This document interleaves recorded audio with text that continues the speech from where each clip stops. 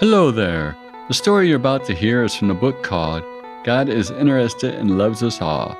The name of the story is Where Did the Earth and Mankind Come From?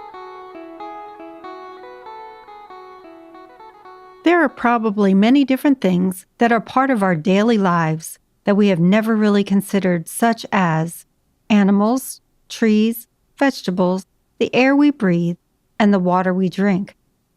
If none of those things were present, we would not be able to live at all. Even though all those things are very important, we probably have never wondered or even thought about where they came from. A good example would be bicycles, motorcycles, and cars. Do any of those vehicles create themselves? No, none of those things can assemble themselves. None of them can just appear out of nothing. Simply put, those vehicles must have a person to build them. They must have a creator. It's the same way with everything around us. Everything in this world has a creator. A long time ago, there was no sun. There was no moon. There were no stars. There were no animals and there were no humans. The only being that was present was God. God is the creator of everything. He is a spirit.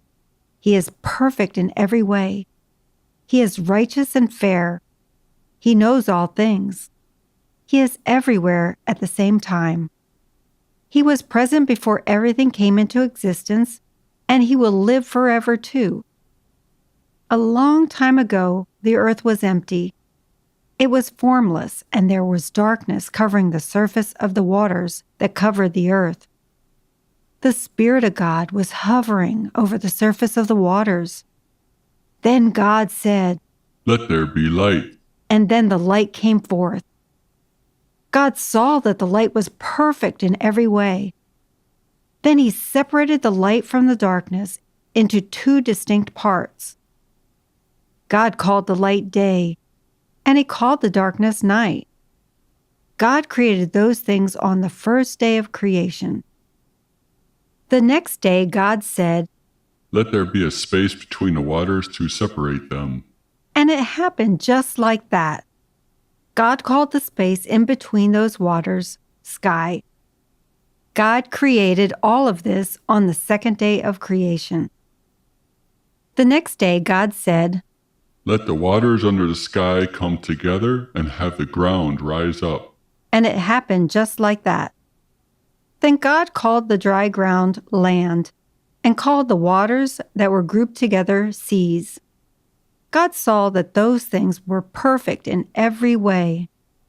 Then God said, "Let trees and vegetation of every kind and type rise up from the land, reproducing according to their own kind." And it happened just like that.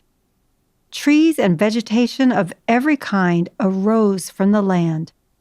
God saw that those things were perfect in every way. He created all of this on the third day of creation. The next day, God said, "Let there be many stars in the sky to separate the day from the night, and for them to be signs to mark the seasons, days, months, and years. Let all these stars in the sky shine down on the earth." And it happened just like that. God created two large lights and had the larger light govern the day and the smaller light govern the night. God placed these lights in the sky to light the earth and to govern the day and the night. God saw that those things were perfect in every way. He created all of this on the fourth day of creation. The next day, God said, "Let there be sea animals of every kind and every type of bird that flies in the sky, reproducing according to their own kind." And it happened just like that. He saw that those things were perfect in every way. Then God said a blessing. "Let those animals reproduce and fill the earth." He created all of this on the fifth day of creation. The next day, God said, "Let there be land animals, livestock, crawling animals, and wild animals, reproducing according to their own kind." And it happened just like that. He saw that those things were perfect in every way. Then God said, We will create humans in our image and give them a higher position than all the animals, whether they are land animals, sea animals, or every type of animal that we have created. So God took some dirt and formed it into the shape of a man, and then blew into the nostrils of that form, giving the man life. He was the very first man on the earth. The man's name was Adam. Next, God created a garden. The name of the garden was the Garden of Eden. God created every type of tree for the Garden of Eden.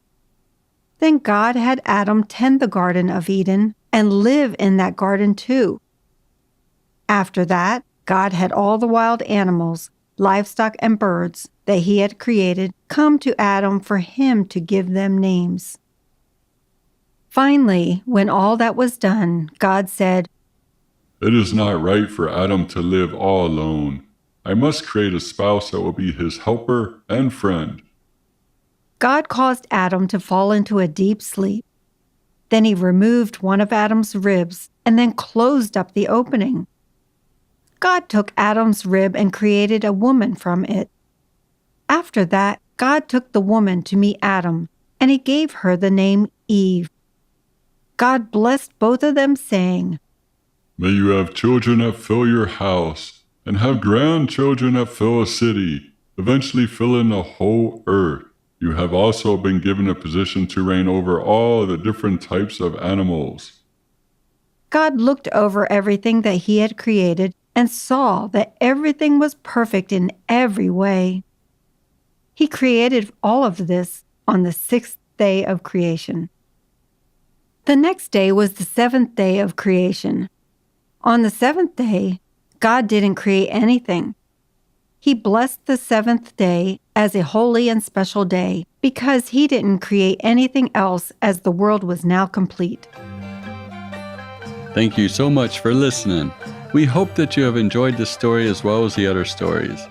If you have any questions or you would like to know more about the teachings of God, please feel free to contact us.